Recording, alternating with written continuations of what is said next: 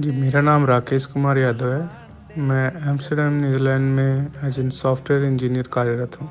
मुझे इस तरह की नियमित साधना या बड़ी साधना और उसके होने वाले लाभ का कोई ज्ञान नहीं था। मैं अपने आप को भाग्यशाली समझता हूँ कि श्रीमान धनंजय तिवारी जी के सानिध्य में मुझे अपने नक्षत्र भैरव की साधना करने का अवसर मिला। साधना के तीसरे ही दिन मुझे मेरे मेरुदंड और आज्ञा चक्र पर ऊर्जा प्रवाह या स्पंदन कह सकते हैं, स्पंदन का आभास हुआ। चौथे और आखिरी दिन यह स्पंदन आज्ञा चक्र पर बहुत ही तीव्र था।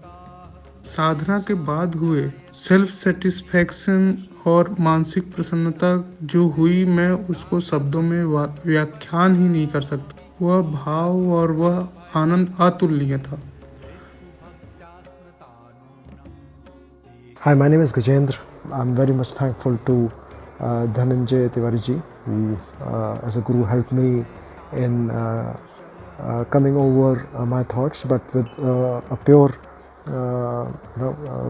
bhavna, you can attain any god in a very short time, I think. Thank you very much. With our feelings and attention and concentration, we can feel the presence of the holy soul of Kal Bhairav. And another experience is have that kind of a wisdom to attain the supreme power, feel them around you, and then you can do anything on this planet, whatever you desire. जय श्री महाकाल। मैं विशाल वर्मा उड़ीसा से हूँ और मैं एक private company में job करता हूँ। मुझे साधना करने की प्रेरणा अपने माताजी से मिली है। हमारे गुरुजी श्रीमान धनंजय तिवारी जी, उन्होंने अपनी गुरु दीक्षा दी और उन्हीं से ही मैंने अपना नक्षत्र भैरव के बारे में जाना। दूसरे नंबर दिन पे जब मैंने जाप करना शुरू किया तो मुझे ऐसा लगा कि मेरे आसपास में कोई है और आँखों पे रोशनी, आँख बंद करके मैं जाप कर रहा था तो लग रहा था आँखों पे कोई रोशनी डाल रहा है। फिर थोड़ी देर बाद जब 5-6 माला कंप्लीट हुआ तो उसके बाद मुझे लगा कि ऐसा कुछ एक अजीब स्मेल आना, गंदा टाइप का स्मेल आ रहा था। और रात को जब मैं सो रहा था तो अजीब एक डरावना आवाज़ आ रहा था, लग रहा था कान के पास में कोई है।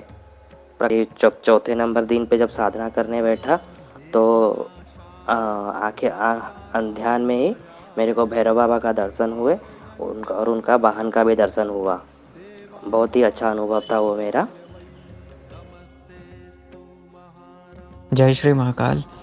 मेरा नाम हर्षित पंत है और मैं एक स्टूडेंट हूँ इंजीनियरिंग का। मेरी साधना का सफ़र जो है गुरुदेव से जुड़ने के बाद ही हुआ और मैंने जो भी साधनाएं करी हैं वो गुरुदेव के मार्गदर्शन में ही की हैं। पिछले दिनों मैंने दुर्गा सप्तशती की साधना की। रोज़ पाठ करने के बाद मतलब ऊर्जा का बहुत तेज़ जो है वेग फील होता था और एकदम मतलब प्रसन्नता रहती थी और नशा सा जैसे हो जाता था।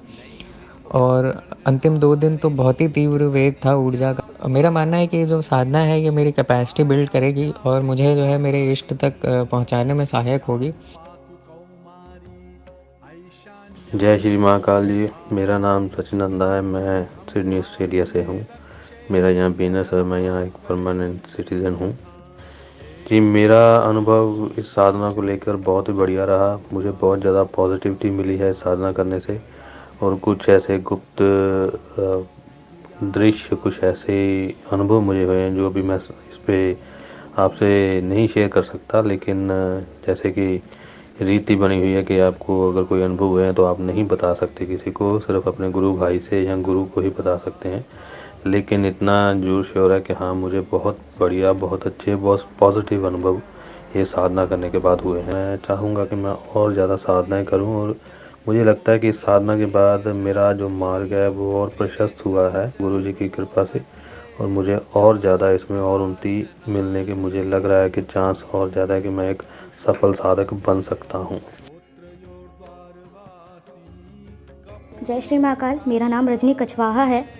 मैं जयपुर की रहने वाली हूँ और मेरी उम्र 47 वर्ष है और SBI में मैं एज अ मैनेजर सिस्टम के पद पर काम करती हूँ। सबसे बड़ी प्रेरणा स्रोत जो 2 धनंजय भाई ही हैं तंत्र की ओर झुकाव इन्हीं की वीडियो सुनकर हुआ। बहुत शुरू से इनके साथ हूँ। इनकी दी हुई कई साधनाएं मैंने की हैं। मेरी आध्यात्मिक उन्नति के पीछे धनंजय भैया का बहुत बड़ा हाथ है। दुर्गा सप्तशती मेरे लिए सबसे प्रिय धार्मिक किताब रही है कि सालों से मैं इसका पाठ करती रही हूँ, पर कभी साधना नहीं की। हम कई लोग इसे धनंजय भैया के साधना में करना चाहते थे, तो जैसे ही सुना तो सोच लिया कि दुर्गा सप्तशती की साधना करनी ही है। माँ की कृपा थी और परिस्थितियाँ भी अनुकूल रही। मेरे अनुभव बहुत विशेष तो नहीं है, जैसे यूट्यूब पर सुनते हैं वैसे तो बिल्कुल भी नहीं।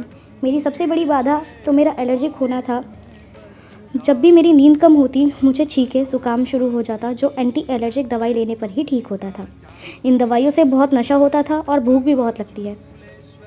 ये दोनों ही बातें साधना की दुश्मन हैं। मेरी रोज़ 11 से 3 से 4 बजे तक साधना चलती थी। खैर, मेरे मेंटर्स धनंजय भैया और शक्ति भाई की वजह से ये बाधा मुझे नहीं रोक सकी। दूसरे दिन की साधना में ध्यान में मुझे एक महिला ने आशीर्वाद देते हुए कच्चे आम दिए और कहा कि जाकर इन्हें उगा दो, खूब फल देंगे। दूसरे ही दिन आर्थिक चमत्कार हुआ। तीसरे दिन मेरे ध्यान में 2 मंत्र, गायत्री मंत्र और नवाण मंत्र गूंजने लगे। धीरे धीरे नवाण मंत्र बैकग्राउंड में चलने लगा और गायत्री मंत्र ही प्रमुखता से चलने लगा।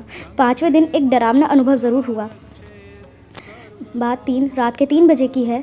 3 बजे के बाद मेरे सोते ही मुझे लगा कि किसी ने पीछे से मुझे दबोच लिया है। मेरी गर्दन पर उसकी पकड़ कसती जा रही थी। मुझे अपने पति सामने लेटे हुए दिख रहे थे और मुझे चिंता हो रही थी कि उन्हें कुछ दिक्कत ना हो जाए। मैंने एक मंत्र पढ़ा तो वो हट गया। मुझे लगा कि वह चला गया, किंतु थोड़ी ही देर में फिर एक भयानक अट्टहास के साथ वो फिर से वापस आ गया। इस बार मुझे कोई मंत्र याद नहीं आ रहा था। मैंने इतनी कोशिश की पर कुछ भी याद नहीं आया। फिर सर्वबाधा प्रशमनम वाला याद आया तो वो हंसने लगा। फिर से उसकी पकड़ कसने लगी। अचानक मुझे ख्याल आया कि मैंने रुद्राक्ष की माला धारण की हुई है। बिना कुछ सोचे समझे ही मैंने वो रुद्राक्ष के दाने उसके अंदर घुसा दिए। वो अजीब से चिल्लाते हुए भाग जाता है और मेरी आंखें खुल जाती हैं। जब मेरी आंखें खुली तो मैंने खुद को उल्टा लेटा हुआ पाया। बाकी सब सामान्य था। सबसे ज़्यादा जो मुझे परिवर्तन मिले वो मेरे अंदर मुझे महसूस हुए। पात्र के खाली होने और उसे सकारात्मक रूप से भरे जाने का एहसास, दैवीय कृपा का एहसास, एक आत्मविश्वास है कि माँ मेरे साथ हैं, सब अच्छा ही होगा। इस साधना ने मेरे अंदर के डर को काफ़ी हद तक कम कर दिया है। अब मुझे खुद पर विश्वास आ गया है कि मुझे साधना माँ ने ही करवाई है। मुझे किसी से डरने की कोई बात नहीं। मुझे बस साधना करते जाना है और माँ को पाना है। जय श्री महाकाल, जय माँ दुर्गा।